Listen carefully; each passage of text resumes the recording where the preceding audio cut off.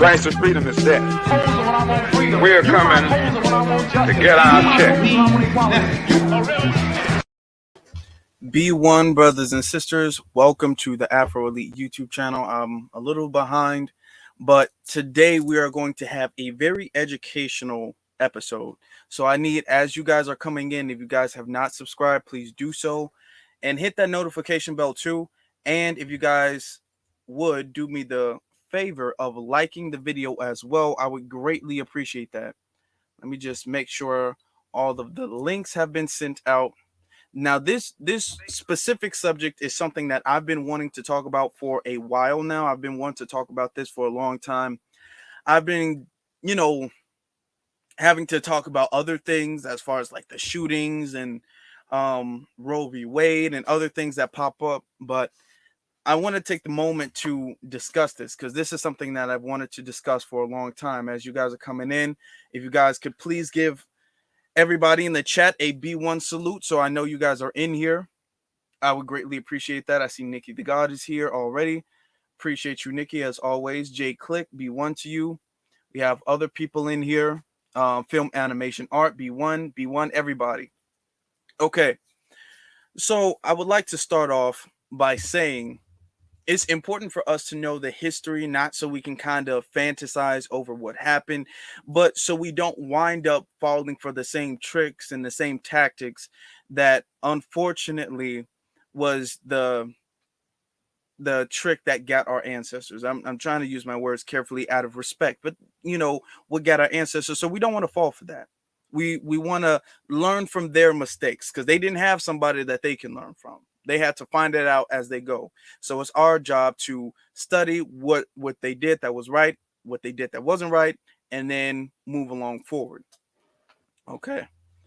So moving forward, the civil rights movement, which really started in like the late 1950s to early 1960s after the death of Emmett Till, which is why it's very important for us to get Carolyn Bryant. When it started, you had almost immediately, really in 1956, because Emmett Till, he was murdered by Carolyn Bryant and her ilk of people in 1955, and then in 1956, you had the FBI use the tactics of COINTELPRO, which is something they were doing overseas. It wasn't really something they were doing on a domestic level with organizations in the United States. It was just a tactic they were doing overseas, and they implemented that when groups started rising up in America. So in this specific broadcast, we're going to kind of go into some of the details that a lot of times are overlooked when people discuss COINTELPRO. And the reason why I want to make this is because I was doing a little bit of research not too long ago, and I saw that what they're trying to do is they're trying to kind of rebrand COINTELPRO, and they're trying to make it seem as if COINTELPRO was against everything. Now, if you look up COINTELPRO, they'll tell you that COINTELPRO was an organization that was against the KKK. I swear they will tell you this. When you look up COINTELPRO, they'll say it was against the KKK. COINTELPRO was against the feminist movement. COINTELPRO was against animal rights organizations. COINTELPRO was against other ethnic groups like the Japanese advanced, those groups that was going on back then, the Puerto Rican like groups and all of these other groups that advocated for other people, not just black people. So that's one of the tactics that they do, because they can't erase the fact that COINTELPRO existed. But what they try to do is they try to say, well, COINTELPRO, it was really about everything. And then when you say COINTELPRO was about everything, it kind of waters down the anti-black racism that was COINTELPRO. So that's why it's very important for us to acknowledge, no, the main focus, if to be honest, the only focus really of COINTELPRO was anti-black racism, was to stop black empowerment. Now, you might have had a couple other groups that were affected by COINTELPRO, but that wasn't the goal. COINTELPRO's goal wasn't everything. It was black people. So it's very important for us to realize that. I see our brother Torian is in here. Everybody knows J. Yes, J. Edgar Hoover were addressed eventually, but had an issue with black people. Make it make sense exactly. And see, that's one of the tactics that they like to do too, because they like to kind of rebrand white supremacy as if white supremacy is homophobic. It's against the LGBT. But we all know, and something that they don't want to talk about, we all know that J. Edgar Hoover, who was the one who spearheaded COINTELPRO in the very beginning, he was the director of the FBI when the FBI was on their COINTELPRO missions against black people. He was LGBT. And people knew that. That wasn't like a secret. People also try to make it seem like, oh, he hid it so well. Everybody knew that. Everybody who knew him knew he was LGBT. It's not a secret that he was LGBT now, but nobody wants to bring that up, because when you bring up that J. Edgar Hoover, one of the most notorious anti-black racists in the last 100 years, when you bring up the fact that he was LGBT, it destroys the narrative of LGBT and black people were like two peas in a pod, and white supremacy is just as much against the LGBT as they are against black people. J. Edgar Hoover really defeats that narrative, so that's why they don't really like talking about his sexuality. He continues to say there was a movie called J. Edgar starring Leonardo DiCaprio. That's interesting. That came out a few years ago. Actually touched on that. I was shocked. Really? I didn't even see. I didn't even hear about that. I didn't even hear about that. I'm gonna have to check that out. Let me see.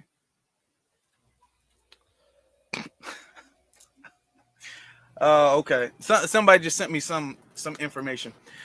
Okay, but let's get into it. Now, it started against black people. Some of the tactics that they would use, which is why it's very important for us to realize that some of the tactics. Let me turn this a little bright. Let me turn this down a tad bit. Turn it down a tad bit. Light's a little bit bright. It's a little more comfortable for me now. Some of the tactics that they would use would be to falsely accuse black people of crimes, like the Black Panther Party of. They did that. They were very notorious for doing that. They would falsely accuse the Black Panther Party of committing crimes. They would get people on like gang injunctions. So, okay, well, if one person's doing this, and if you're affiliated with this person and this person is doing this, then we would get you just because you're affiliated, which is something that they do now with black people. That's why you have rappers like Young Thug and Gunna getting wrapped up on RICO charges, but they don't do that to white supremacist gangs. Also, what they would do is they would have agents go into the movement, and they would kind of sabotage the movement from the inside, and we'll get into that in a minute as well too. So, the director. Now let's go all the way back to when Malcolm X was in the nation. This was like the early to mid 1960s. And Dr. King, he was like just coming up on the rise. Exactly. William O'Neill. And we'll get into that in a little bit more detail. So when they were talking and they were doing their things, the issue, and I've explained a lot of this in my the video I did about Dr. King, the history of Dr. King. What they would do is they would kind of monitor, and all of this was reported. They would monitor Malcolm X and they would monitor Dr. King. They would keep watching Malcolm X and Dr. King a lot. They would also spy on Elijah Muhammad a lot too, which is why you see why I put him in the thumbnail, because a lot of people know about Malcolm X and Dr. King being monitored, but people don't recognize that in a lot of cases, in a lot of ways, people have reported that Elijah Muhammad was more spied on than Dr. King, and they would spy. They would like tap the phones, tap his phone lines or whatnot, which was really easy to do back then. Which is still easy to do now, but it was really easy to do back then. They would be listening onto his calls. They would know where he would go when he planned on going anywhere. So they would do that to a lot of them. because in their words, they didn't want like the black radicals to get too extreme. Now, a lot of times when we talk about the civil rights movement, we talk about them as if all they were doing was marching and peacefully boycotting and things like that. But there were a lot of sectors, or a lot of small little other groups that a lot of people don't like to discuss, like the Black Liberation Movement and all of these small little other groups that were more militant than the Dr. King groups, than what they would like to present in mainstream. So that's really where the FBI's focus was. They are like, okay, well, we don't want them to kind of get too militant with the situation. We don't necessarily care about let me see, because I want to pull this up. We don't care about the integration and whatnot, which most of white society didn't want at the time. Let me tell you about that. Most of white society, and I'm looking something up because I want to read it to you all. They didn't necessarily care about integration, or the dominant society didn't see as integration as something that would harm their power. They didn't see it as that. Let me see. I'm looking up this one thing because this is going to actually, I know where to find it. Hold on. Let me see. Okay. Here it is. Now, this it was easiest for me to find. I'm gonna share my screen with you guys in just a second, and be one to everybody up in here. If you guys can please subscribe if you haven't done so, and leave a like as well too. I would greatly appreciate that. I don't really like Wikipedia, but I've seen this source on multiple different things, and so I know it is accurate. But in Wikipedia is the easiest source to find it, so I'm just going to use this for the time being. But I want to start. Let me see. I want to start with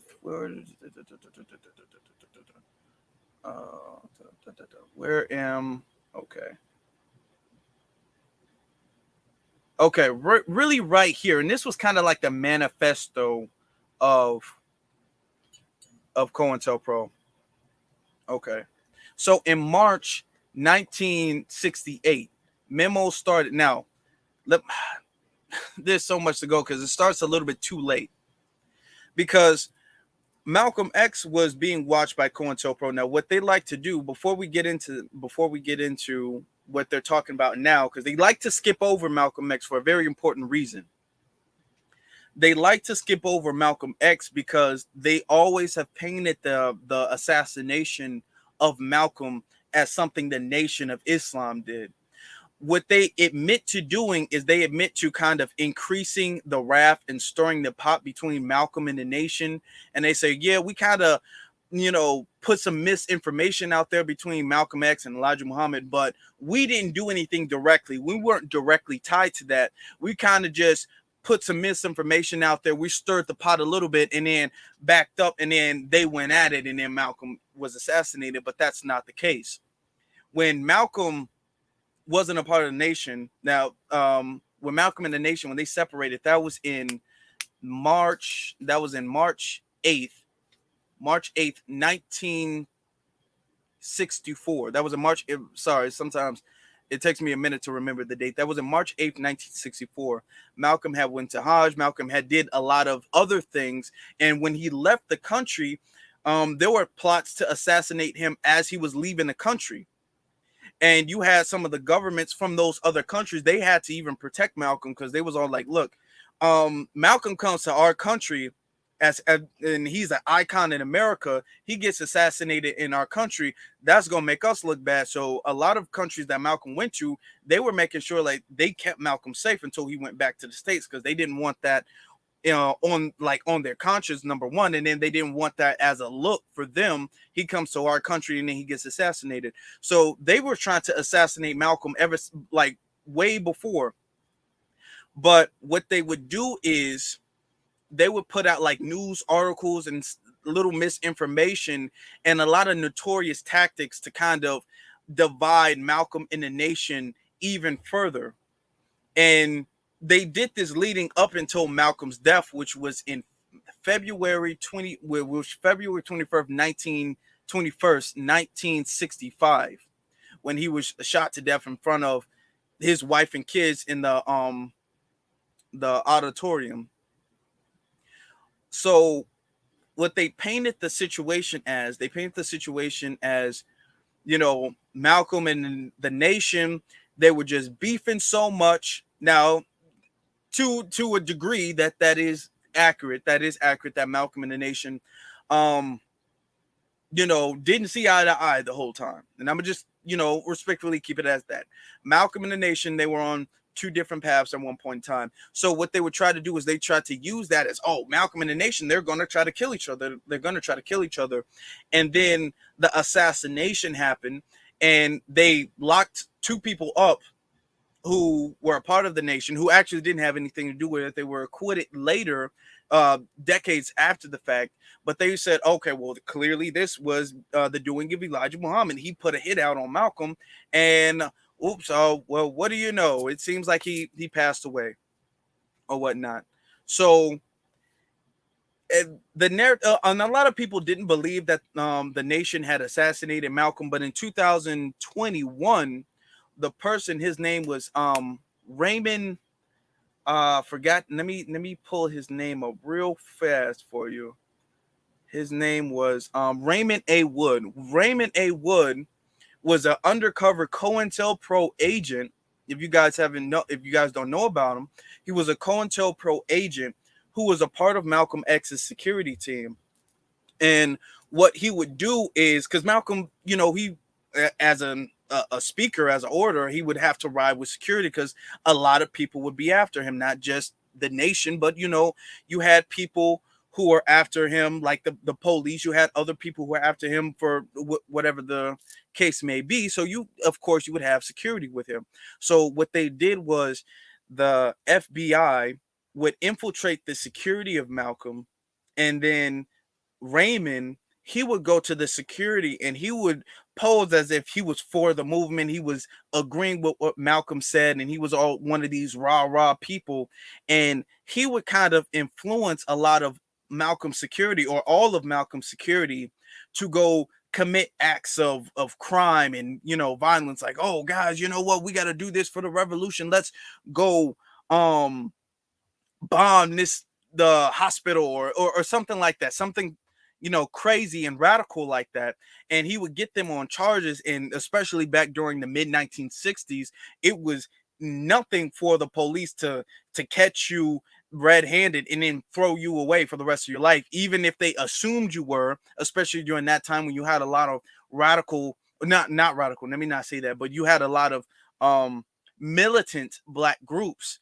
It was easy for them to kind of group you up and say, look, see, that's what these radical black groups, that's what they're doing. So you could get locked up for that. So what Raymond would do, knowing he was working for the FBI, what he would do is he would go to them and he would say stuff like, guys, we should steal from a police car. We should do this and do that. And he would kind of radicalize them. And then they'd be all like, yeah, brother, let's do this. Let's do this. And they would go do that. And then bam, they would get locked up except him. So he would do that because they were planning on, okay, once we get all of his security team, then we're going to have people go in and then kill Malcolm. And then they get to walk out. It's not going to be like a shootout or anything like that. Because if you notice, if you guys really think about it, it's interesting how Malcolm X, and this was like, despite the fact that he was separated from the nation at the time, Malcolm X was still a very high profile person. So, and Malcolm X still had a large audience with him. It's not like nobody was listening to Malcolm outside of the nation. Now, after he was away from the nation, of course, he did lose a percentage of his audience, but he also still had a fair enough percentage to have some protection. So if you guys think about it, back during that time when the shootout just happened, you had a bunch of people just walk up to the stage and shoot Malcolm and then walk straight out.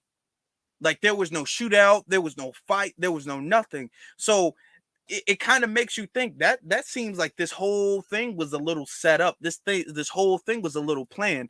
And a lot of people were able to kind of tell that. A lot of people were like, I don't really know if Elijah Muhammad, first off, that's just really out of character for the nation to do, to just like blatantly kill somebody in the middle of a speech, of a lecture, in front of their wife and kids, and in front of a whole crowd of witnesses like that. I mean, an assassination is one thing. To do that, like, whoa, like the nation's never done anything like that before or after the fact. So it would be an extreme case for them to do that against Malcolm. So a lot of people knew that, okay, the nation really didn't assassinate Malcolm, but I want to show you guys the confession, because even now today still they try to keep this confession under wraps. You really, it's hard for you to find, to be honest. It's really hard for you to find because they want to keep it under wraps because they still want to continue with the narrative that the nation assassinated Malcolm. There was a documentary not too long ago. I think it was called The Assassination of Malcolm X, or something like that, on Netflix. It was like a 6-part miniseries where they were talking about like the history of Malcolm. They were talking about his life, his relationship with the Nation of Islam, and then when it really wasn't him leaving, it was him getting kicked out. He got kicked out, actually. It wasn't like he was like, yeah, I'm done. He got kicked out, but then it became like okay, well, I'm done with y'all type thing. But they covered all of that, and then they mixed in with the, oh, well, the police could have did it. We really don't know who did it. We will never know who really did it. The police could have done it. And then they said, but the last episode, they really, really, really tried to heavily imply, yeah, we know who did it. We finally found out after all these years who really killed Malcolm. And it was a part of, it's somebody from the nation who really did it. And then that person passed away right before they found the person, conveniently. So that's the game that they like to play. Even the documentary on Netflix, that documentary really put the blame on the nation. So, but I want to show you this because this destroys their narrative. Now, you guys probably might not be able to read it that well. Let me take myself off the.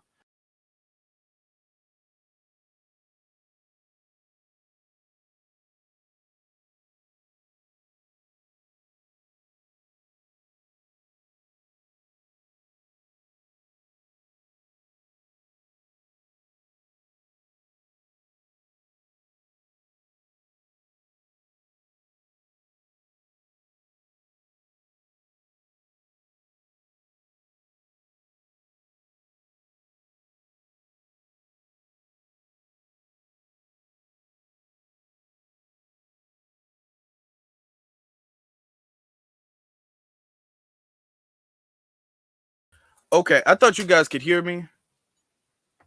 I didn't know you guys couldn't. Let me see. Somebody says B1. I was reading along. I thought you guys could hear me without the thing, but it's okay. Now, this was the thing. I know you guys really can't listen to it. I know you can't listen to it, so I'm gonna just read it. But I want you guys to see.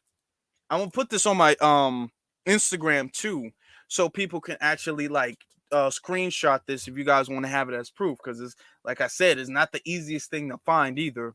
My Instagram and my Twitter page. But let me read it to you guys because this is the confession. Okay. January 25th, 2011, I, Raymond A. Wood, being of sound mind and body, wish to confess the following. I was a Black New York undercover police officer on April 1964 through May 1971. Now, in 1971, that's when COINTELPRO was discovered and ended, so you guys know, but we'll get into that in a little bit. Okay. A silent prayer. Okay. I participated in actions that in hindsight were deplorable, and it's a little bit hard to read, but I'm still doing it, y'all. Were deplorable and detrimental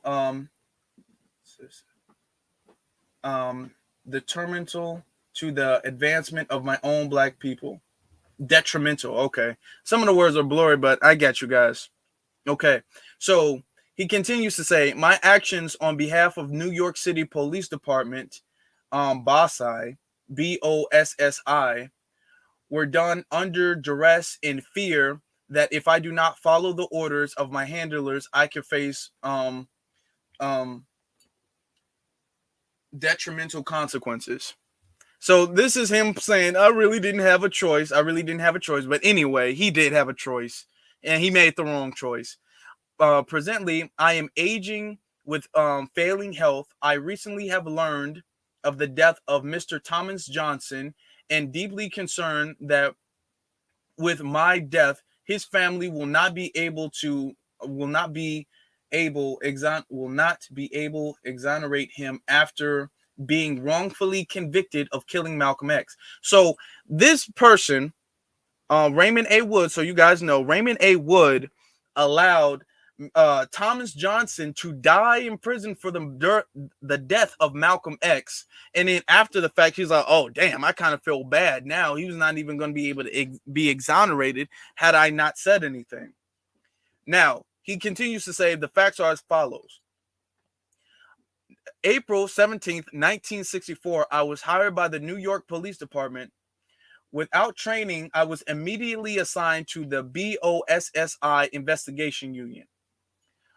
My job was to infiltrate civil rights organizations through New York City to find evidence of criminal activity so the FBI could discredit and arrest its leaders. After witnessing repeated brutality at the hands of my coworkers, police, I tried to resign. Instead, I was threatened with arrest by pending marijuana and alcohol trafficking charges on me if I did not follow through with the assignments. Under the direction of my handlers, I was told to encourage leaders and members of the civil rights groups to commit felonious acts. The Statue of Liberty bombing idea was created by my supervisor / handling. Using surveillance, the agency learned of the Bow and Stay were key players in Malcolm X's crowd key control security detail. It was my assignment to draw the two men into felony federal crimes so they could be arrested by the FBI and kept away from managing Malcolm X's Audubon ballroom door security on February 21st, 1965. On February 16th, 1965, the Statue of Liberty plot was carried out and the men were arrested just days before the assassination of Malcolm. At the time, I was not aware that Malcolm X was the target. Now, we know that doesn't make any sense that you were not aware that Malcolm X was the target. This dude is like, anyway, we're almost done. On February 21st, 1965, I was ordered to be at the Audible Ballroom, where I was identified by witnesses while leaving the scene. Thomas Johnson was later arrested and wrongfully convicted to protect my cover and the secret of the FBI and NYPD. I have placed my full confession in the care of my cousin Reginald Wood Jr. I have requested that this information be held until after I passed away. Okay. Let me take this off of the screen. All right. So, and I'm still working on getting a new monitor, so it is kind of really blurry, but you know, I'm getting there though. I'm getting there. But that's what really happened. Raymond A. Wood, he was the one who set them up to do like the bombing, and that was the FBI's whole idea, to say, hey, go there and, you know, tell them, oh, I got this dynamite, I got this bomb and this gunpowder, and we can go there and we can blow them up and do that. And then they was like, oh, okay, let's do it then. And then when they went to do it, they got locked up. And then when they got locked up, that left Malcolm open to be assassinated. And then that's what happened. And this dude let somebody die in prison, not ever being exonerated until after he passed away. Then he's like, oh, well, before I die, let me get this off my conscience so I can spend, maybe hell won't be as bad when I get there if I get this off my conscience. So that's something to let you know. Now, that's proof to let you know this was the FBI who was investigating and plotting to kill Malcolm. Now he said, "Oh, I wanted to leave, but I was a sad." They said they would plant marijuana in the what's that thing? Alcohol. They said they were gonna do that. No, he was just a damn coon, and he set people up. Now he's on his deathbed, and the death is staring him in the face, and he's feeling a little bit guilty. So he's gonna say, "Oh, I didn't know about it." Of course you knew about it. How are you working for the FBI and you have this assigned mission? You're setting up Malcolm X's security team, but you don't know that Malcolm X was the target. Does that make any sense? I mean, just does it really make any sense? I'm getting somebody's security locked up, so he has no security, but I don't know he's the target. That doesn't make any sense. He knew Malcolm was the target. Now, I will, as much as I don't like to do it, I will give credit to the fact that at least he did make that confession, so we can kind of clear up the fact that this was the FBI and it wasn't the nation. Because what they did was, after COINTELPRO was exposed, they say, "Oh, well, we might have, threw our little 2 cents in the mix between Malcolm and the nation, but it was really Elijah Muhammad who really killed Malcolm. He put the hit out on that. They didn't really have nothing to do with us. That was really them." So that's what the FBI and the New York Police Department tried to do for the longest time. And this right here is proof that it was really them the whole time. And then they tried to put it off on the nation. Where's that crybaby Liberian guy? I don't know. I haven't seen him in a while, to be honest. I have not seen him in a while. I don't know where he is. Hopefully somewhere in Liberia. So that's what the FBI was trying to do. The FBI, now after they assassinated Malcolm, now let me continue to read this part. And I only did this. Let me make this a little bit bigger so you guys can check it out. Okay, so we're right here. A March 1986 memo stated that the program's goal was to prevent a coalition of militant black nationalist groups, to prevent the quote, rise of a messiah who could unify the militant black nationalist program, to pinpoint potential troublemakers and neutralize. Neutralize means kill or arrest for the rest of their life. Neutralize them before they execute their potential for violence against authorities, to prevent militant black nationalist groups and leaders from gaining respectability by discrediting them to both the responsible community and to the liberals who have vestiges of sympathy, and to prevent a long-range growth of militant black organizations, especially among youth. Dr. King was said to have potential to be a messiah figure should he abandon nonviolence and integrationalism. Kwame Ture was noted to have the necessary charisma to be a real threat in his way, as he was portrayed as someone who espoused a much more militant version of black power. While the FBI was particularly concerned with the leaders of the organization, they did not limit their scope of target to the heads of the organization. Individuals such as writers were also listed among the targets of the operations. Okay. So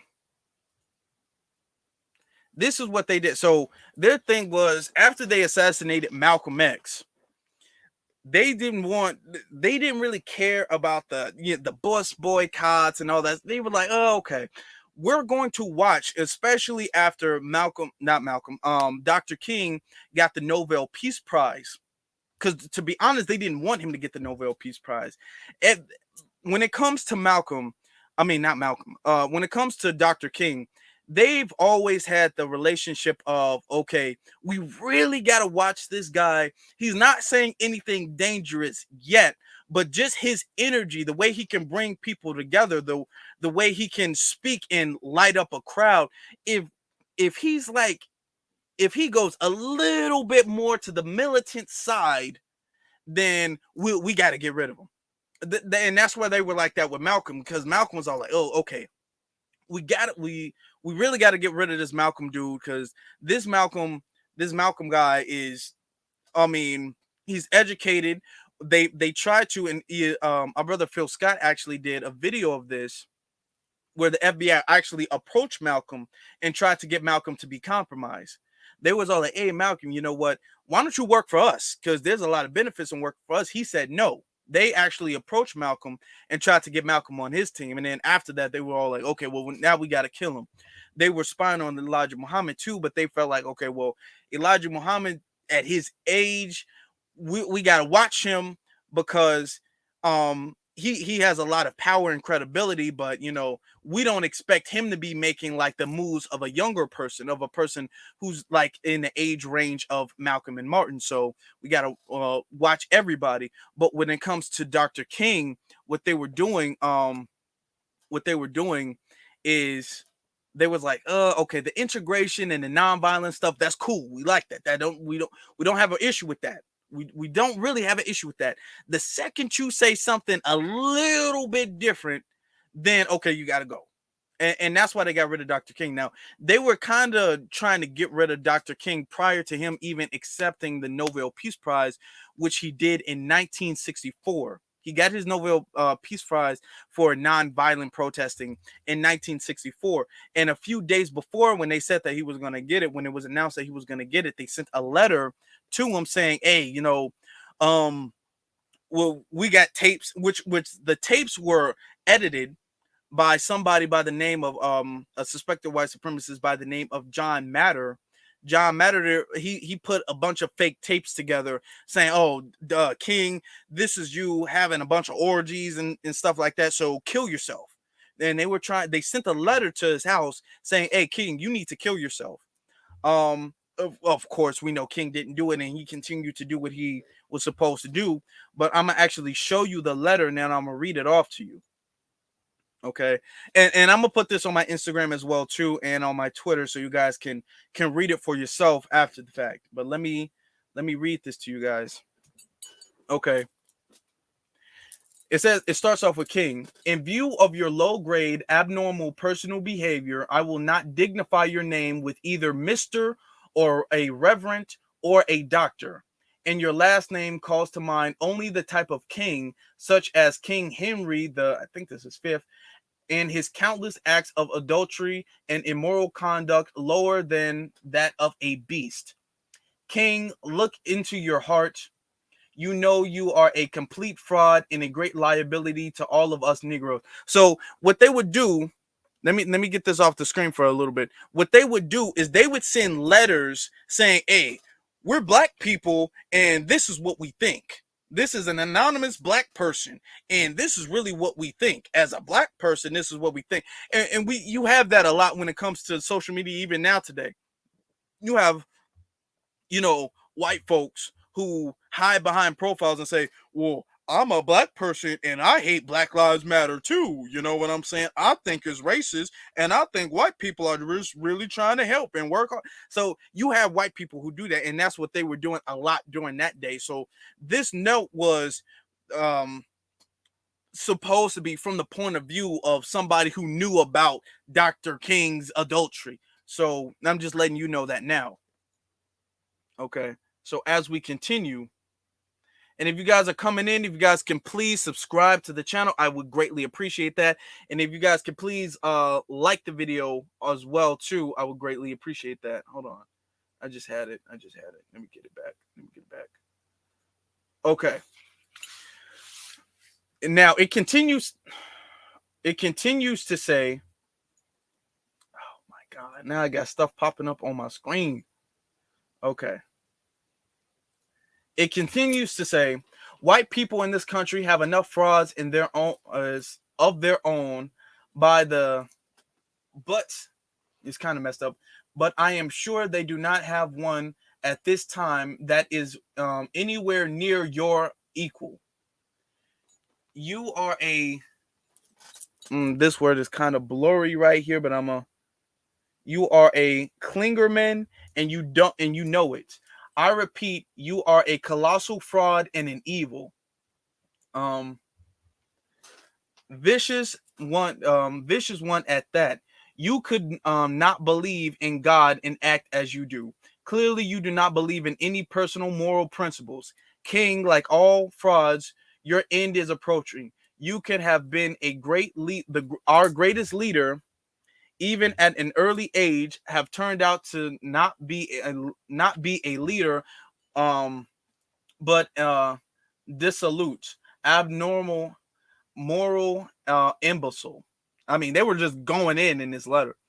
We will now, it says, we will now have to depart on our older leaders like Wilkins, a man of character, and thank God we have others like him. But you are done. You are honorary disgrace. Your Nobel Prize, a great, what a grim farce, and others awards will not save you. King, I repeat, you are done. No person can overcome facts, not even a fraud like yourself. Lend your sexual, psychotic ear to this enclosure. You will find yourself and in all of your dirt, filth, evil, moronic talk exposed on a record for all time. I repeat, no person can urge successfully against facts. You are finished. You will find all of the records for all of the time. Your filthy, dirty, evil companions, males and females, giving expressions with you and your hideous abnormalities, and some of them to pretend to be mistress of the gospel. Satan could not do more. What incredible evilness! It is all this. It is all there on record. Your sexual orgies. Listen to yourself, you filthy, abnormal animal. You are on record. You are on record. You have been on the record. All of your adulterous acts, your sexual orgies, extending far into your past. This is but a tiny sample. You will understand this, yes, from your virtue, various evil sexapades on the East Coast too, and others on the East Coast and outside the country. You are on record. King, you are done. And then I mean, this person is going in. This person is really going in. You're right, DBS. It sounds like a damn Caucasian wrote this. An American principle, the church organizations that have been helping Protestants, Catholics, and a religious group, Jays, will know you for what you are, an evil, abnormal beast. I mean, the amount of times somebody says abnormal, abnormal, abnormal, abnormal, like, come on, y'all. Anyway, so will others who have backed you. You are done. It says, King, there is only one thing left for you to do. You know what it is. You have just 34 days in which to do this.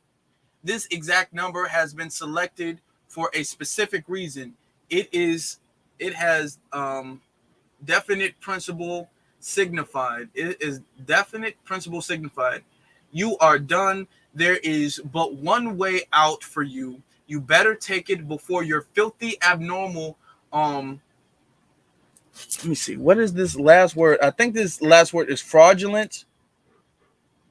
Fraudulent self is bared to the nation. Okay. Some of the words is like kind of like doubled, where it's like written over it. So, it can be a little bit difficult to read. But yeah, that was the letter that they sent to King. Oh yeah, they were mad. That's big mad. Oh, they were big mad, talking about, oh, your abnormal sexapades is worse than the devil. And oh yeah, they were going off on Dr. King. Of course, Dr. King, he still did what he was supposed to do. And two, in the video I did about Dr. King, Coretta Scott King acknowledged all of the rumors that she heard about Dr. King and said that she never believed it was true either. So when you have people who go around saying, oh, well, Dr. King, he was sleeping with white women. Dr. King, he was sleeping with white women. That's not true. That's a lie. That's coon talk. Only coons say that. Only coons say that.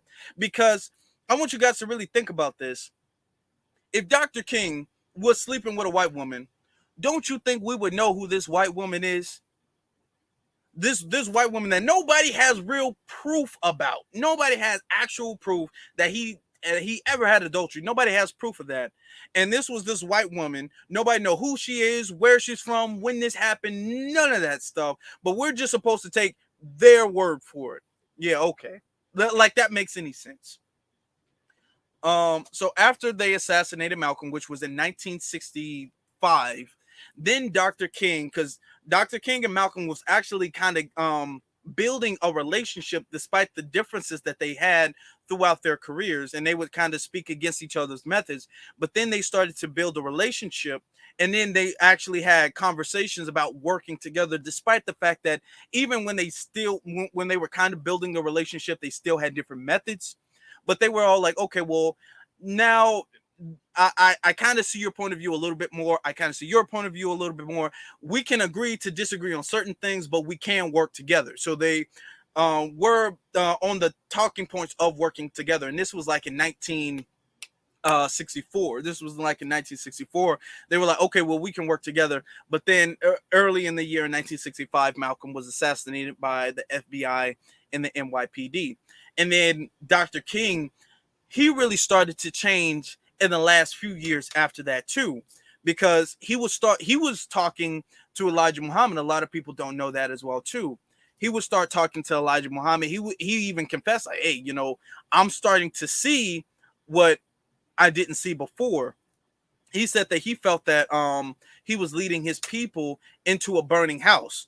Now he was talking about, I was, everybody knows the speech, the 1963 speech on Washington, where he was talking about black boys and black girls holding hands with white boys and white girls, and we're all judged by the color, the content of our character, not the color of our skin. That's what he was talking about then. So he started to realize, like, hey, I'm not really on. I see that the integration was a mistake. That's what he was talking about. I felt like I led my people in a burning building. And then he started to get on, hey, what we need, all this integration stuff, that's not really what we needed this whole time. And a lot of that was COINTELPRO influencing him. They influenced him, and they had certain agents and certain sponsors that was kind of pulling the strings as much as they could during that time too, to make Dr. King kind of be more of a pacifist. So you had Dr. King speak out against that. Now, too, mind you, the Black Panther Party was started by Huey Newton and Bobby Seale 1 year after the death, and the Black Panther Party started in 1966. So Dr. King kind of had respect for the Black Panther Party, although he was never like on as militant as some of the other leaders, like Kwame Ture and other Black Panther leaders like that, or Malcolm X. But he was starting to see like, hey, and I get where they're coming from, so to speak. That's why he made the quote of, the riots are the voice of the unheard. Now, I don't necessarily agree with I'm not going to preach for rioting, but if you expect me to get up here and now, of course, he didn't say this verbatim, but like, if you expect me to get on here and reprimand people for rioting in the streets when you guys are mistreating him and these people, and you guys aren't listening to these people, and we're doing everything the peaceful way, and y'all still knocking us upside the head, I'm not going to do that. Y'all not listening, so this is the way y'all listen. This is what they got to do. Y'all don't listen this way, so y'all got to listen this way. So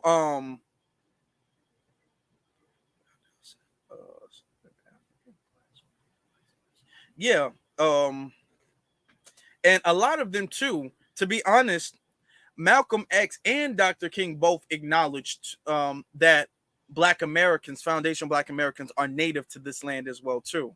And I spoke about that in my History of Malcolm video I did as well too. So both of them spoke about that. That's a good point you make, Angel. Um So as he started to do that, they were like, okay, well, we're gonna have to kill him. We're gonna have to set him up, and we're gonna have to kill him. So in Tennessee, they set him up. They had a sniper. They actually had two, just in case one missed. They had a sniper shoot not Malcolm, Dr. King.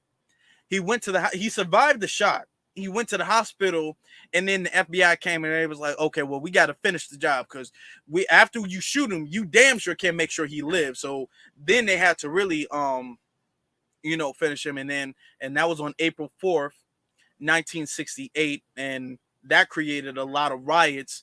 And then with the riots of Dr. King, they would call that the Holy Week after Dr. King was assassinated, that's when they started passing a lot of the housing acts, the voting acts, all of these acts that Dr. King was trying to push for after the fact.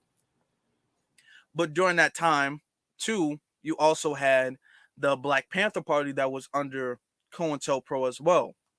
Now, when it comes to the Black Panther Party, you had Huey Newton and Bobby Seale. It was really just the two of them. They started in Cleveland, Ohio. If I remember, they started in, I believe it was Cleveland, Ohio, right? I believe so. Unless I'm getting my dates wrong too. Sometimes that happens. My locations wrong too. But they started in 1966. Unless I'm getting my dates wrong. But that grew into like a nationwide thing. And then the FBI, they were very hostile to the Black Panther Party and other militant groups as well too. There was a lot of other militant groups, not just the Black Panther Party, but the Black Panther Party was probably the one that was most notable at the time. So what they would do is, like, to our brother Fred Hampton and Mark Clark, because Mark Clark was assassinated during that time, they would work on constantly discrediting certain people. They would work on locking people up under false charges, and then trying to have their criminal record discredit the credibility and the respectability of the people, the citizens who would listen to them. And if that couldn't happen, then they would just kill them. They would just kill them. If they couldn't like lock them up or discredit them, then they would just kill them too. Also, during that time too, they would put out a lot of propaganda to white people saying, "Oh, there was this one thing. It was like the War on Whitey. That book came out in the 1960s, where they would say, "Oh, these black people, these militarized national black people, they're coming to kill all white people." So they just want to kill just random white people. They're gonna kill your kids. They're gonna just kill you, and they're gonna enslave you. It's going to be reverse slavery. So they would do that to the white population too, and then to the black population, they would, do things to criminalize them. They would do things to kind of sabotage them as well too. Like for instance, in 19, let me see, when did this happen? In 1968, they locked Fred Hampton up for the stealing $71 worth of ice cream bars. Apparently he like broke into an ice cream truck, and they locked him up. Allegedly, he broke into an ice cream truck, beat up the ice cream man, and then stole $71 worth of ice cream bars. Now, as cartoonish as that sounds, they really locked him up for that, and he was convicted to 2 to 5 years in prison for that.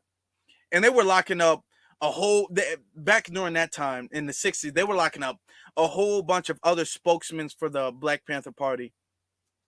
So they did this because they thought that, okay, this tactic is going to be successful, like a lot of their tactics are when it comes to locking people up, because they did this. If you guys look this up, and everything I'm saying, you guys can look up yourself.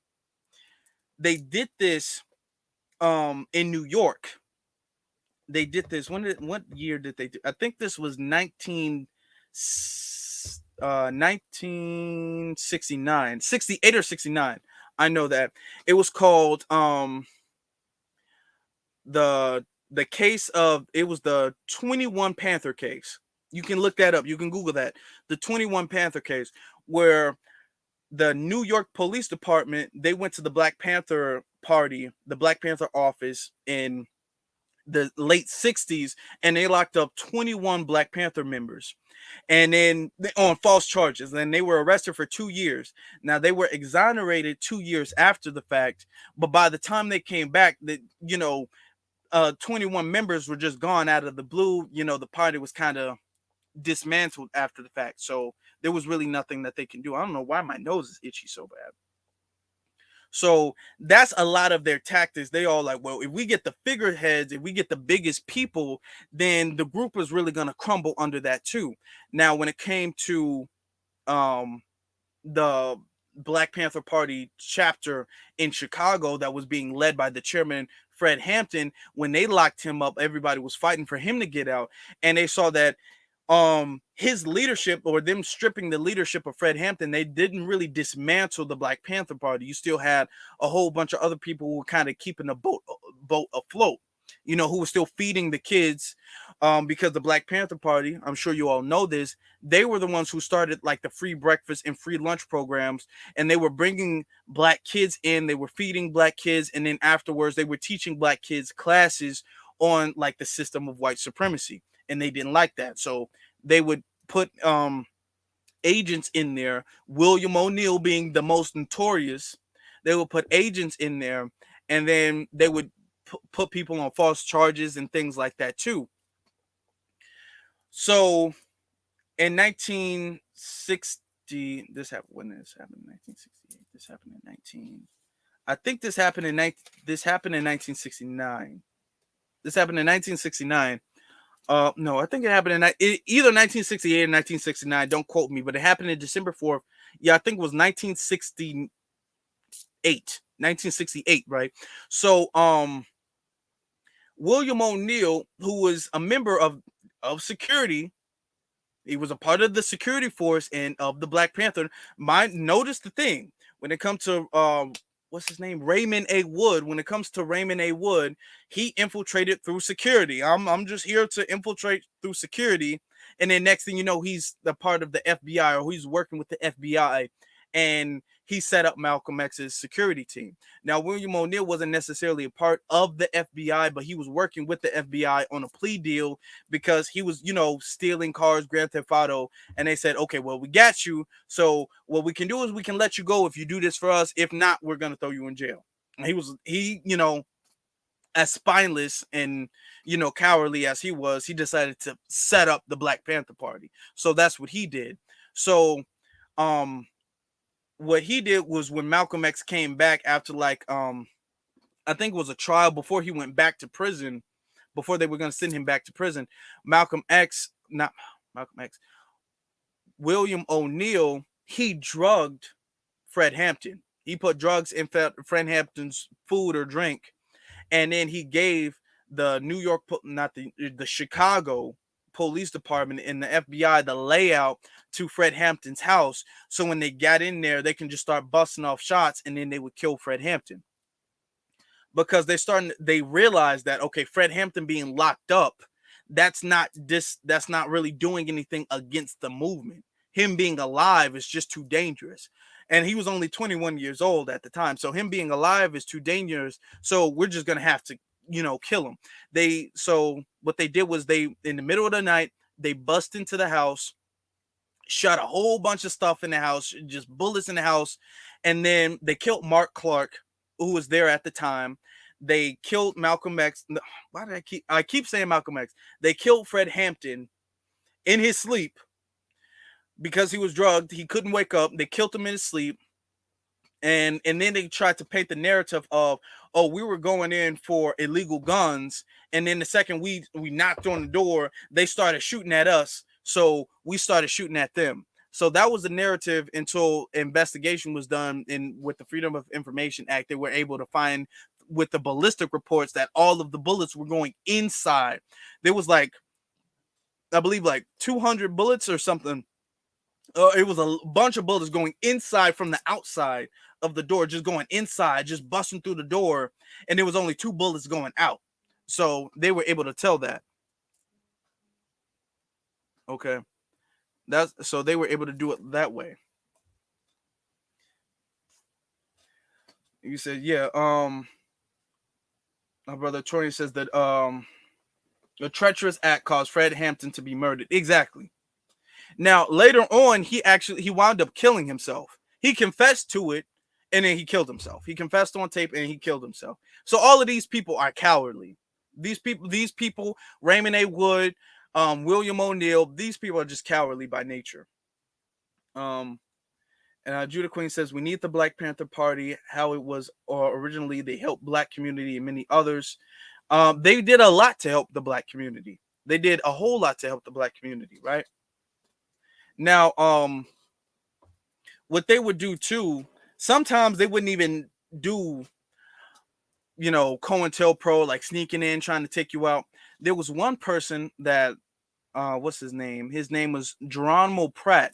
He was a veteran from the Vietnam War, and he came and he joined the Black Panther Party in LA. And what he was doing was what a lot of Black people who were coming back from the Vietnam War were doing. They were teaching Black people like military tactics, which is something Black people have always done, coming back from the wars, especially like during the Civil War, the Civil War as well too, but during the World War I and World War II, they were coming back and they were teaching like the residents, like this is like guerrilla warfare and military tactics. So they were really scared of Geronimo Pratt during that time as well too, and he joined the Black Panther Party. So and you can look this up in 1969 on what was the date? It happened. Hold on. When did it happen? Damn, I forgot. It happened in 1969. I think it was in. I don't exactly remember what date exactly. When I get it, it's gonna come to me. But the local police department. Let me see if I wrote it. Did I write it down? Okay, let me see. I'm trying to think. Okay, okay, I got it now. It happened December 9th of 1969. So in the month of December 1969, they were all like, "Hey, we're just gonna have to start killing folks." Like at a certain point in time, when COINTELPRO, when they started to see, hey, a lot of our tactics, the undercover stuff, we're gonna have to speed this up. We're gonna just have to start killing people. So really, and they killed Dr. King in 1968. April 4th, 1968. They killed Fred Hampton in December 4th, 1969. And then in December 9th, 1969, the Los Angeles Police Department, they just went up to the office of the Black Panther Party, and they was all like, you know what? We're just gonna clear the streets, and then we're just gonna start busting at them. So they cleared. You can look this up. They cleared the streets in 1969. And then they just started shooting into the building. The local police department, they were like, everybody back up. They backed up, and then bam, they just started shooting into the building. And it was like a 4-hour long shootout between the Black Panthers and the police department, because the Black Panthers wasn't really going. They was like, we mean what we say when we talk about self-defense. So of course they were defending themselves. What they even tried to do was they tried to bomb the building. They was trying to bomb the building, but Geronimo Pratt, because of his experience in Vietnam, he set up like countermeasures, and he was teaching a lot of them. So what he would do is he would like sandbag the place, which was a tactic that they would use because that would kind of be a counter against some place being like firebombed and things like that. So they weren't able to successfully do that, which was why the Black Panther Party in Los Angeles was able to last so long. Eventually, the Black Panther Party, they had to surrender, because there's only so long you can have a shootout with the police if you're stuck inside a building. So eventually they surrendered, but these are some of the tactics that they did to get the Black Panther Party, and a lot of stuff to dismantle it. It would be allegations, assassinations. They would lock people up for decades. They would plant drugs in the community and stuff to lock people up. Now, what's interesting too, I don't know why snapping helps me get the dates right, but in 1971, during the time when Elijah Muhammad, Malcolm, not Malcolm, damn, um Muhammad Ali, when he was having his fight with Frazier, which was what they called the fight of the century in 1971. You had some anti-war activists, because the Vietnam War that was still going on until 1975. So during the time, the raft was very much so applied. So when you're above a certain age in America, you would just have to sign up for the draft. I mean, so with the draft, if you're an able-bodied person who within a certain range, if they came knocking to your door and say, "Hey, we're at war, we need to get you. Come on, you got to go." So what these anti-war activists, what they planned on doing was they scoped the place out of where all of like the draft records were being kept, and this happened in Philadelphia. They scoped this building out. This building also held a lot of COINTELPRO information. It was like tied to the FBI and COINTELPRO. So they monitored this building for a while. You had some woman named Bonnie Raines. Bonnie Raines went in there. Bonnie Raines, she at the time she was young. She was like, "Oh, I'm just a college student and I want to have an interview." So she went there in a disguise. And these were white folks. She went there in a disguise and she was like looking around, seeing, okay, where's the cameras? Where's the exits? Where's all of this and this? And then they plotted together. Um, and you had black people too. It wasn't all white people. They want to give all the credit to black people, but it was black people as well too. So they plotted together, and it was all like, okay, so when everybody's distracted with the fight of the century, we're gonna go in there and we're gonna take the draft records, all of the information about who can be drafted into the Vietnam War, and we're gonna burn it up. We're gonna destroy it. So when they broke into the building, exactly right. They were casing the joint. So when they broke into the building and they were looking through the files, they saw COINTELPRO, which was something that was kept under wraps during that time. And they were looking through the files, and it was all like, "Oh, okay, well, look at all this COINTELPRO information." And they were starting to see also the FBI was like planning agents, assassinations, getting people arrested. So they were able to see that. And then instead of destroying it, they took it to the press. And a lot of the press, with really the exception of the Washington Post, most of the press really didn't want to touch on that. So they took it to the press, and then they blew up the spot in 1971. So then they had to dismantle COINTELPRO. J Edgar Hoover died, I feel, in 1975 or 1970. Yeah, I believe in 1975. So he died shortly later. Thank goodness. But that's really how that happened. So if you guys want to know the type of white people I like personally, I love a white snitch.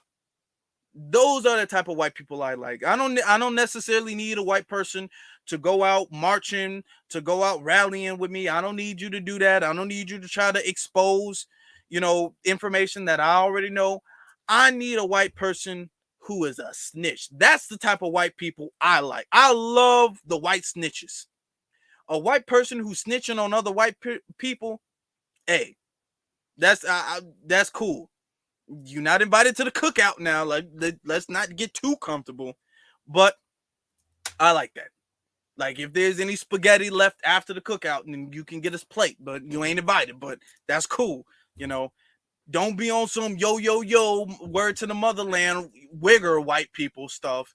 Be on some, hey, I'm just wearing my khakis and overalls with my taped up glasses, but I'm a snitch on a white supremacist. That's the type of white people I know. That's the type of white people I like. You talk about white allies. Those are the white allies I need. Now, they didn't go in there looking for COINTELPRO. They came in there looking for anti-war stuff. But what they could have done is they could have said, you know what, we're just going to destroy all of these records. But what they did was they said, actually, it's better to expose this. And that's what they did. So, hey, that's something that, you do got to give credit for. Exactly. You said, exactly. We don't need any more yo stuff. We don't need that yo. We don't need none of that. Give me a white snitch. I want a white person who goes in and they can use their white. Then if white people want to know, how can I help? I want to know how to help, dude. I want to know how to help. Use your white privilege, because you had people like Bonnie Raines, who was able to get the interview with like the head of the building to case out the joint. You had white people casing out the joint using their white privilege to case the joint out. You wasn't able to have in the early 1970s a black person go in there casing the joint out. You needed white people to do that. So white people were in there and they were casing the joint out, and they were using their white privilege, but they were using it for the anti-war of the Vietnam War. But that's fine because they was able to expose COINTELPRO too at the time. Yeah, they would do a whole bunch of stuff. They would raid the building. They would during the time they would go into the offices of the Black Panther Party. They would go into like their heads. They would take the food that they were feeding the kids with. They would rip open the bags and they would just throw it in the street. They would throw it in the street. They would destroy it. They were setting on fire. They've torched Black Panther offices before. They would do a whole bunch of notorious things. But I feel like the main theme of this video is to knowing some of the tactics that they would use. Now, let's keep in mind the theme of the tactics, the main COINTELPRO tactics. One of the main COINTELPRO tactics, one of the most effective ways of getting the COINTELPRO is through what I would call the William O'Neill method. With the William O'Neill method, what they would do is they would have somebody who seemed like they were down for the cause, who seemed like, yeah, I'm against the white man and I want a justice for the black people and down with the pigs and all of that. They would seem like they were down for the cause. And then next thing you know, they were setting things up on the inside, on the low. They were giving information to the cops and to the FBI. That's like the William O'Neill method. The other method is, and the William O'Neill method is the same method Raymond A. Wood did when it came to Malcolm X. And the reason I call it the William O'Neill method is because he's just the most notorious person for it. You know what I'm saying? He's the most notable person for that method. But that method predates William O'Neill, actually. They also did the whole false accusation thing where they would just say, okay, well, Fred Hampton, there's no proof that you stole $71 worth of ice cream bars. It doesn't even make sense for you to do that, but we're white and we say so you did it, so we're gonna lock you up for 5 years because you stole $71 worth of ice cream bars. That's just we're white and we say so. So the kind of just accusing somebody and then saying, okay, we're white and we say so we're gonna lock you up, that was a part of the method too, you know. So we got to really look into certain cases. The we're white and we say so you go to jail, that's like a second tactic of the COINTELPRO. A third tactic of the COINTELPRO is we're going to group a lot of people up under false accusations, and you notice that they do that even today when it comes to the RICO charges. Well, if you're associated with him and he did something, if Tim is associated with Bob and we get Tim on something, because Tim and Bob are associated, we're going to get Bob too. And if Bob is associated with Michael, we're going to get Michael too. So that was kind of their tactic. And that's, if you study the case of the 21 Panther case in the late 1960s in New York, they did the same thing. Well, you know what, we got you on this and you know him and her, so we're going to get all of you. And they're doing that now when it comes to the RICO charges. So they do that when it comes to the gang injunctions as well too. Remember Bobby Smurder, he just recently got out of prison. Bobby Smurder didn't actually commit a crime, but Bobby Smurder was in there on some, well, we know you are affiliated with him, so if you're affiliated with this gang, anything that we associate with the gang, we're going to get you on too. And they only do that. They only do that with black people. They do not do that with any Latin gangs. They don't do that with the Chinese gangs. They damn sure don't do that with the white gangs. They don't do that with the white supremacist organizations, the Proud Boys, the Skinheads, the Klan. Now, if you study now, they'll say, "Oh yeah, the COINTELPRO, that we were against the Klan the whole time." COINTELPRO was not against the Klan. You can't look at one case in history where where the local police department was having a damn 4-hour shootout with the Klan. That never happened. A lot of the people in the Klan were a part of the police department, so you can't say that the Klan was against the police department. You had people in the Klan who were working in the police department, the judges and all. So that's a total lie. That's a total lie. But those are the tactics that you have to be aware of. So when you have people who are online and who talk about, oh well, we need to go out there, and I'm just so upset, and I'm just so militant, and I'm so big and bad, I want to kill people, and I'm just gonna go out there, and I'm just the first white people I see, I'm just gonna bam bam bam, I'm just gonna kill them. And I only do that because I love the cause and stuff. And to the gullible, because I see straight through that, and a lot of you do too, thankfully. But to the gullible people, they'll be all like, oh, well, yeah, we got to do this. We got to do this. So what they'll do is they'll use the kind of the William O'Neill. Well, I guess it's not the William O'Neill method, because the William O'Neill never necessarily did things to get people locked up. This is kind of the Raymond A. Wood method. The Raymond, and let me specify the difference. The Raymond A. Wood, his method is, I'm going to be so radical, I'm going to get you locked up. I'm going to get you to do stuff, and then you're going to get locked up. The William O'Neill method is, I'm going to pretend to be your friend, and I'm going to be snitching on you on the back end, and then making sure the ghost is clear so they can come and kill you. So both of their plans was to come and kill you. They just had different methods. I'm going to sabotage you so they can come and kill you. And then with Raymond A. Wood, he's like, I'm going to get you arrested so they can come and kill you. So it's a little bit different. They kind of pattern each other, but it's slightly different tactics. But with the Raymond A. Wood method, what they would do, exactly, Beat Zell, we got Beat Zell in the house, the Black Again guy. I'm gonna come out there and I'm just gonna shoot white people. I'm gonna kill you. I'm gonna blow this up and do this, and I'm just crazy. And they would do that. And you have stupid, gullible people, who would fall for that and be like, oh yeah, it's about time we do this against the white man and all the oppression. And he would be like, okay, well, why don't we all meet up at this one place, and this is where I'm gonna give you the guns and the bombs to blow up the court. You're gonna blow up the damn court. So let's all meet up right here at this one specific location. And then the second y'all all meet up there, next thing you know, it's a damn ambush by the police department, and you're getting locked up and thrown away. So or killed. So you gotta stay clear of the Raymond A. Wood method, the Raymond method of COINTELPRO. Okay. Also stay clear too of people who seem like they're in the movement. And then next thing you know, they're kind of steering the movement in another direction.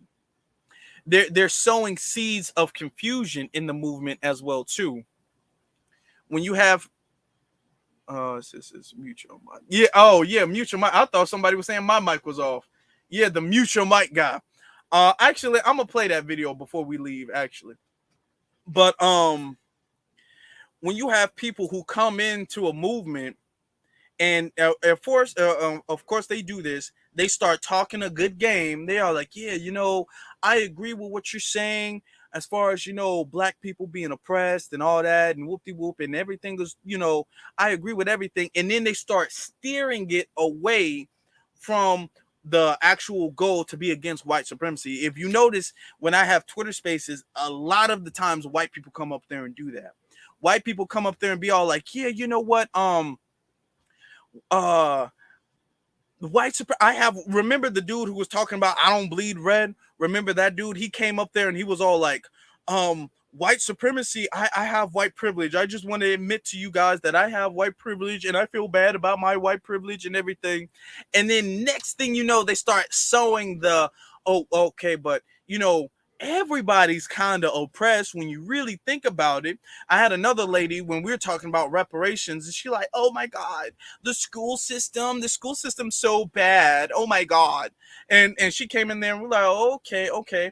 Well, it's really black. It's the blacks, and you know how they say black. It's the blacks, and it's the people of color, and it's really white people because I'm autistic, so I feel like I'm black too, you know, because black people can't read and I can't read either, so I'm black just like you all. So that's their tactics of they come in on a good note, and then bit by bit they kind of like, let's steer this kind of this way. If you notice, that's what really what Black Lives Matter did. If we think back, because there was a lot of rallying and protesting after the death of not George Floyd, after the death of Trayvon Martin, that was around prior to Black Lives Matter. People started to get out in the streets. People started to do, rally against police brutality. And then next thing you know, Black Lives Matter started popping up. Now, at first, a lot of people got on board because we thought, okay, well, Black Lives Matter, that's just kind of a hashtag. That's what I thought. Yeah, I get it. Black Lives Matter, it's a hashtag, and everybody can kind of rally behind that one hashtag. And then next thing you know, the bigger it got, Black Lives Matter started to seem as if, okay, we're the leaders of the black movement against white supremacy. And then as they started to grow, well, you can't be for Black Lives Matter unless you're for Black Gay Lives Matter, unless you're for Black Trans Lives Matter. And then, well, what about, the Black women and their representation? And they kind of started steering away. And remember, I did a broadcast about this a while ago. Then they started talking trash about with the nuclear family and hetero relationships, and we was like, wait, what is this? A lot of them they came in on, oh yeah, fight the power of the police, they killing us and we got to stop them, and our lives matter, Black Lives Matter. And then next thing you know, it's all like, okay, well, we need some trans representation in these speeches.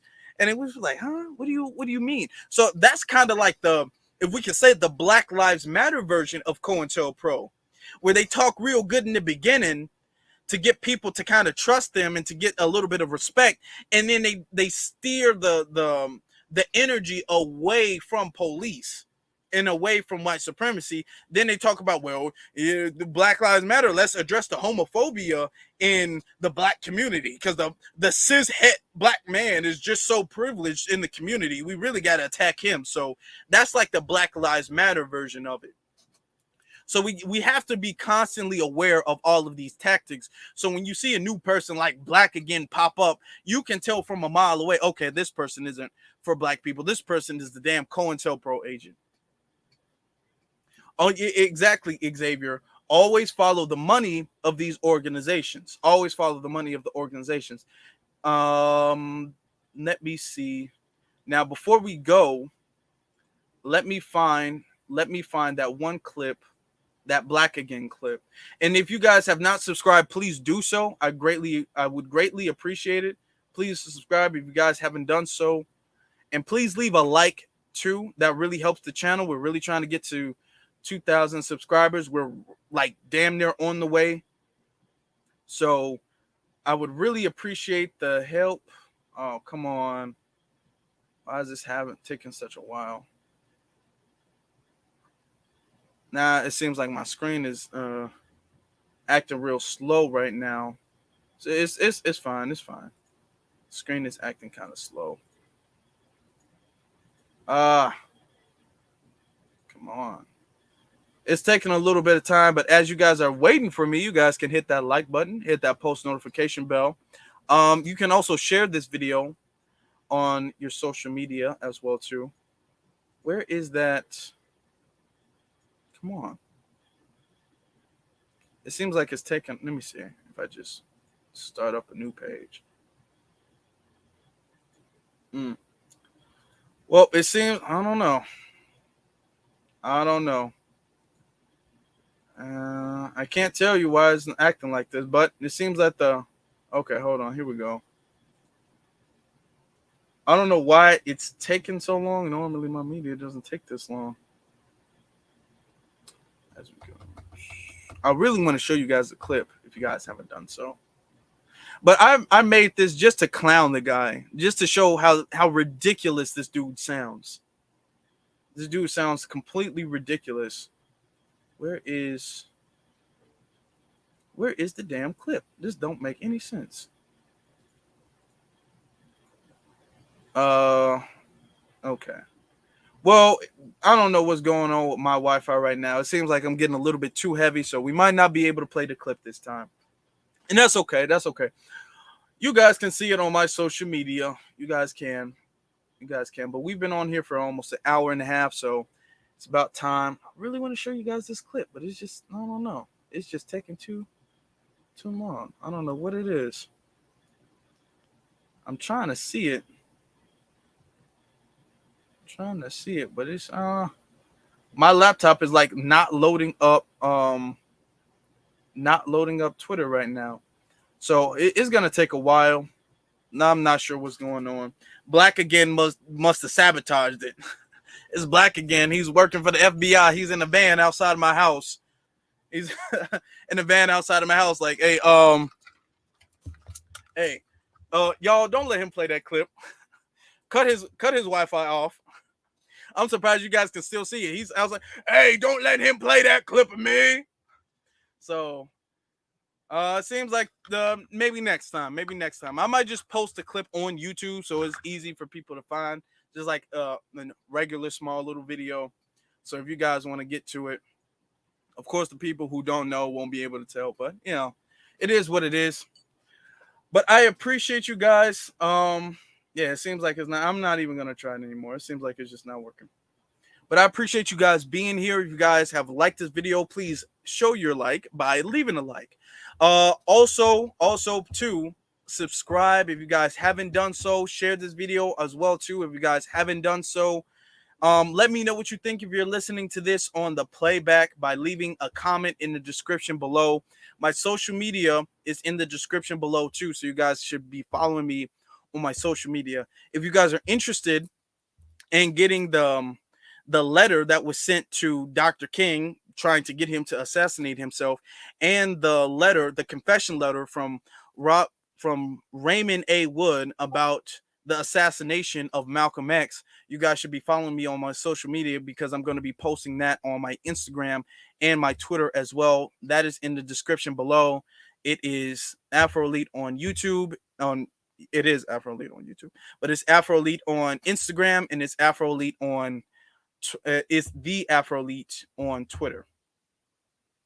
Thank you guys very much. I greatly appreciate it. I will see you all Thursday. I appreciate you guys being here. I love you very much. My B1 family, you all have a good rest. You guys have a good one. I will see you later on this week.